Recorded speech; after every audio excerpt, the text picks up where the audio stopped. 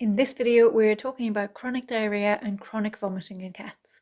By chronic vomiting and diarrhea, I mean vomiting and diarrhea that has persisted for a prolonged period of time. Any cat can get vomiting or diarrhea occasionally, and that is usually nothing to worry about. What I am talking about are cats who have vomiting or diarrhea multiple times per day or per week for a period of several weeks. This video would also be helpful if your cat has ever been put on a food trial or diagnosed with inflammatory bowel disease.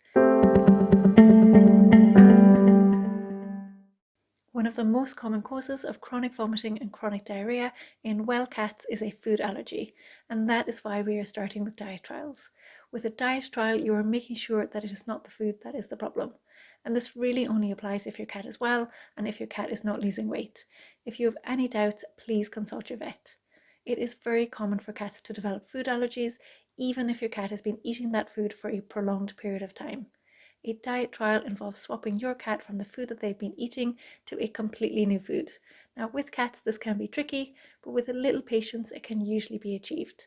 I have made a video outlining why diet trials are so important and how to change your cat's food, and you can find that on my website, allcats.co.uk. In that video, I have also included several suggestions of foods that you can try, and these are the foods that I see the most success with in my years of putting cats on diet trials. If your cat is still young and still well, a change in diet is often all your cat needs to resolve the chronic vomiting and diarrhea. If your cat is not well, or if you have tried a diet trial and it did not work, and your cat is still having vomiting and diarrhea, the next step is to visit your vet so that your cat can have a physical exam and have blood taken. There are several metabolic diseases that can cause vomiting and diarrhea in cats, and a blood test can help to diagnose them. These conditions include an overactive thyroid, liver disease, pancreatitis, and kidney disease. And your vet may also want to test your cat's vitamin B12 levels. Low B12 is pretty common in cats, and it usually occurs when the intestine is not absorbing B12 correctly. It is really important to rule out these conditions before doing any more tests that may be more invasive to avoid missing any treatable conditions. If your cat's blood test and physical exam are largely normal, and your cat's diarrhea and vomiting is not caused by an underlying disease, and the diarrhea and vomiting do not respond to a change in diet, your vet may be suspicious that your cat has a condition called inflammatory bowel disease. This is also known as IBD. IBD is where the intestine and sometimes the stomach become inflamed.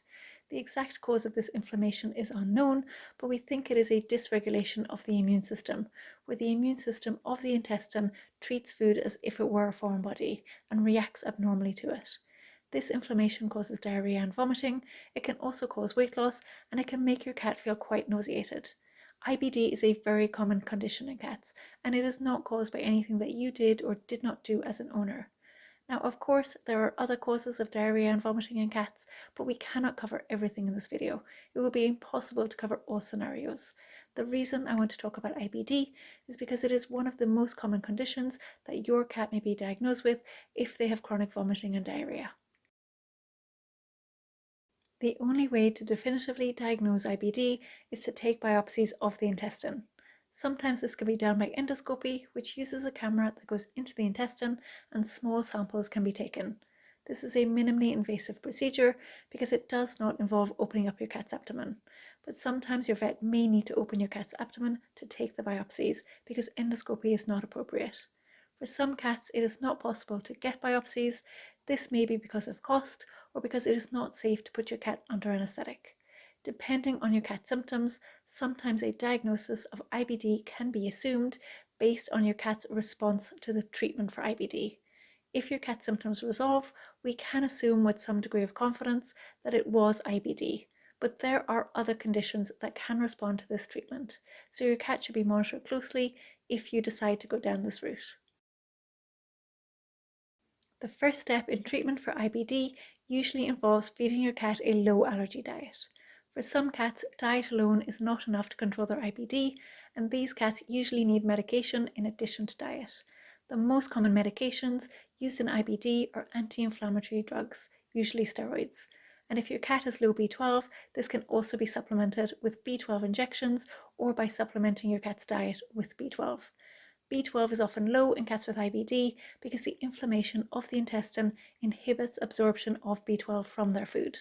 For cats with more severe IBD, there are other drugs that can be added that further suppress the immune system, and some cats may also benefit from probiotic supplements in their diet.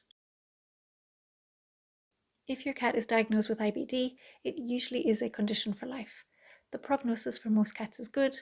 Most cats can live happy, normal lives on treatment with diet and medication. Some cats are diagnosed with a more severe form of the disease. These cats have a less good prognosis because their condition may be more difficult to treat. But even cats with a more severe form of the disease can still do well for a period of time. Diarrhea, vomiting, and IBD in cats are very common, and it is a huge topic in cat medicine, way too much to cover in a couple of videos. I strongly recommend that you watch the video that I've made about diet trials and tips for changing your cat's diet to navigate this subject, and this is on my website allcats.co.uk. If you have topics that you would like to see a video on, please let me know and I will be happy to make one for you. See you in the next video.